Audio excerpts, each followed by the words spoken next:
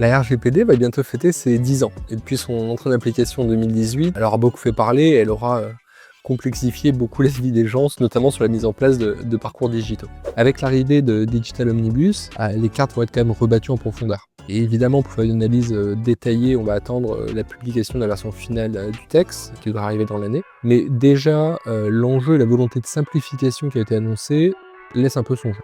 S'il y a bien une annonce phare, c'est la fin annoncée des bandeaux cookies qu'on a vu pulluler partout sur Internet et qui ont accompagné notre expérience. Si évidemment ça a l'air d'une excellente nouvelle pour l'UX et l'accessibilité des sites Internet, reste quand même pour les annonceurs une question à se poser autour des enjeux d'accès à la data. Parce qu'en voyant le consentement se déplacer de leur propre site vers le navigateur de manière généralisée, on peut imaginer que ça aura un impact quand même assez fort sur leur capacité à collecter les données si précieuses pour optimiser et personnaliser l'expérience de navigation sur leur propre site. Le deuxième gros volet que va traiter cette directive, c'est la question de l'application de l'AI Act et comment justement on va pouvoir encadrer le fait d'utiliser ou pas de la donnée personnelle pour entraîner des modèles d'intelligence artificielle. La direction qui est prise semble ouvrir la porte à pas mal d'innovations. C'est un des gros leviers qui va pouvoir être utilisé demain par les entreprises pour réinventer, repenser et personnaliser encore plus l'expérience de l'utilisateur, l'usage de l'IA et des LLM dans